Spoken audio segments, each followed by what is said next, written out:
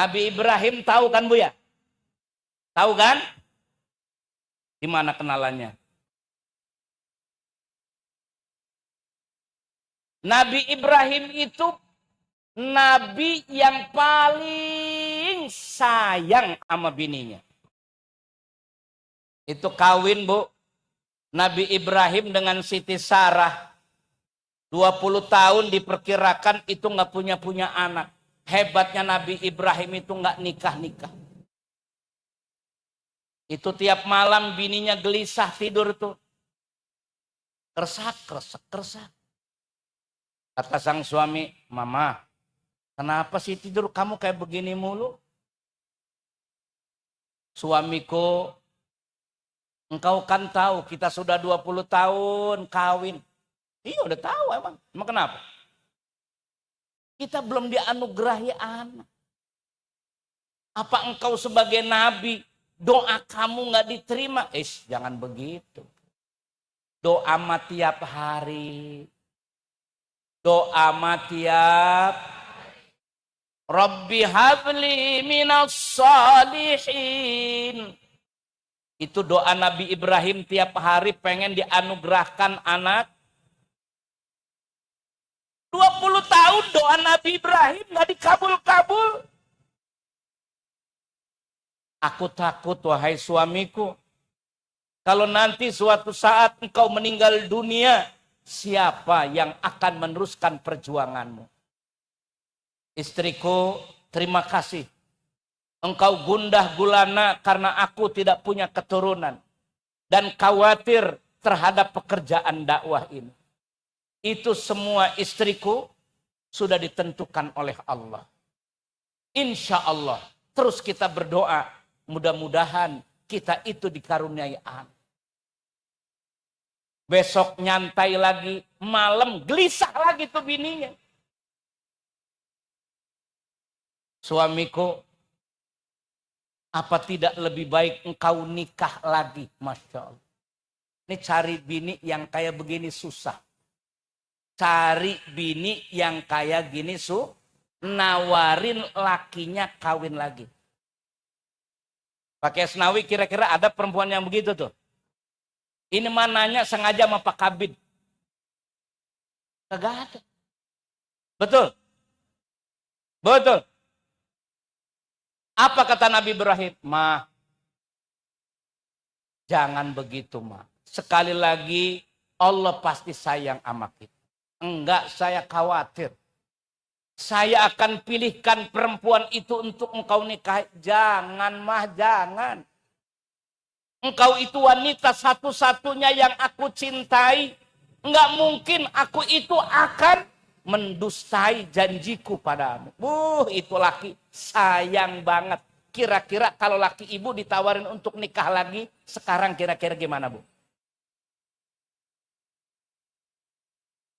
Kata ibu-ibu, Pak Ustadz, boro-boro, jangan kan nawarin, nggak ditawarin dulu nyari sendiri.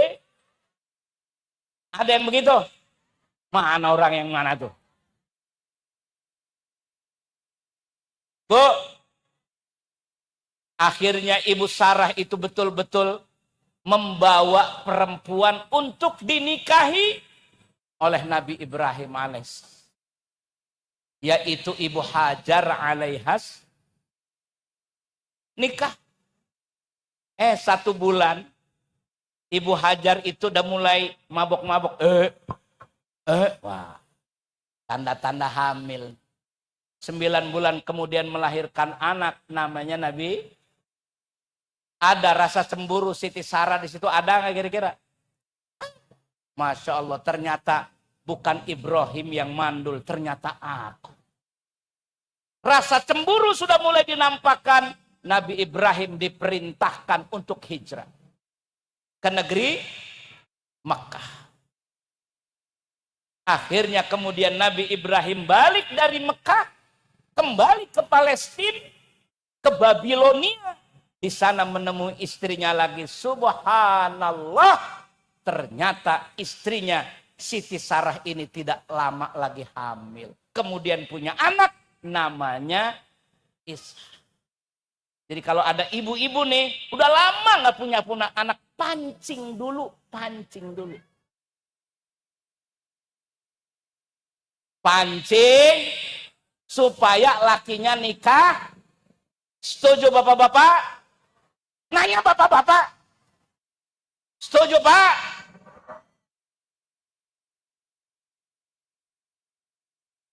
Dah bu, udah. Jangan diterusin.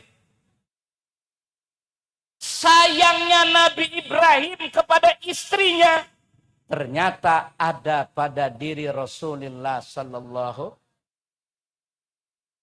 Istri Rasul itu ketika Khadijah masih ada, adakah perempuan yang lain di samping Nabi? Hei, adakah perempuan lain di samping Nabi selain Khadijah? Istri satu-satunya adalah Khadijah. Bu, istri satu-satunya Khadijah. Cintanya Rasul sedemikian rupa kepada Khadijah. Meskipun banyak wanita-wanita cantik naksir kepada Rasul. No. Rasul nggak mau. Cintanya, sayangnya kepada Khadijah. Barulah ketika Khadijah meninggal dunia, Nabi pun hampir dalam riwayat sejarah nggak keluar rumah. Bersedih, berduka sedemikian lama. Dia terbayang terus oleh istrinya Khadijah. Sampai-sampai ada seorang wanita yang datang kepada Rasulullah. Namanya, saya lupa ya, apa Ummu Aiman apa siapa itu? Ummu Aiman atau siapa lupa. Bertanya kepada Rasul, apakah engkau akan begini terus? Umatmu banyak perlu mendapatkan pencerahan engkau. Kalau memang engkau ingin nikah lagi, banyak wanita-wanita yang selama ini ingin padamu. Apa tidak lebih baik segera engkau nikah lagi ya Rasul? Rasul geleng-geleng kebal. Tidak mungkin aku melupakan Khadijah. Allah. Besoknya datang lagi tuh. Ya Rasulullah, ada seorang wanita yang pasti engkau pun kenal. Namanya adalah Sa'odah. Ada Sa'odah di sini. Biasanya saya sebut Sa'odah. Sa'odah ini termasuk wanita yang awal-awal masuk Islam. Bahkan pernah dia pun berhijrah ke negeri Habasyah beserta suaminya. Tapi ketika berhijrah bersama-sama dengan suaminya, ternyata di Habasyah itu meninggal suaminya. Akhirnya dipanggil lagi itu Sa'odah untuk kembali ke Mekah supaya bersama keluarganya, kakak, adik-adiknya dan anak-anaknya. Tetapi sampai ke negeri Mekah, nasib Sa'odah ini bukan tambah baik, tambah buruk. Karena semua keluarganya masih belum masuk Islam. Keluarganya, kakaknya, pamannya, termasuk anak-anaknya yang konon jumlahnya 11, itu belum ada yang Islam. Masa dibully, dicaci maki, disakiti, bahkan juga diancam. Sa'odah, kalau engkau tidak keluar daripada agama Muhammad, kami tidak akan memberikan makan kepada engkau. Didengar oleh wanita ini, disampaikan kepada Rasul, ya Rasul, saya khawatir kalau seandainya keadaan Sa'odah begini terus, dia akan murtad. Engkau pun harus bertanggung jawab ya Rasulullah. Apa tidak lebih baik Sa'odah ini engkau nikahi? Bu, Rasul akhirnya menikahi Sa'odah, wanita pertama yang dinikahi oleh Rasulullah setelah wafatnya Khadijah. Bukan karena nafsu yang disampaikan oleh orientalis yang mengatakan Nabi Muhammad itu hiperseks, doyan perempuan. Itu yang dikatakan oleh mereka. Di sini jawabannya, Sa'odah wanita yang dinikahi oleh Rasul bukan karena hasrat Nabi, bukan karena nafsu, bukan karena syahwat, tapi demi untuk mempertahankan keimanan. Mau tahu ibu-ibu Saodah umurnya berapa? Itu ternyata umurnya sudah 70 tahun. Pak, kira-kira umur 70 tahun itu rasanya kayak apa? Halo. Emang udah pernah ngerasain? Masa barulah setelah itu Rasul menikahi Aisyah. Aisyah lah satu-satunya wanita yang masih muda belia. Semua perempuan selain daripada Aisyah itu adalah janda-janda tua. Maimunah umurnya 65 tahun. Hafsah umurnya sekitar 50 tahun. Kemudian Zainab binti Jahash 50 tahun. Ada lagi yang Yahudi itu namanya siapa itu? Juwairiyah itu umurnya 90 tahun. Rata-rata yang dinikahi oleh Nabi adalah sudah tua-tua.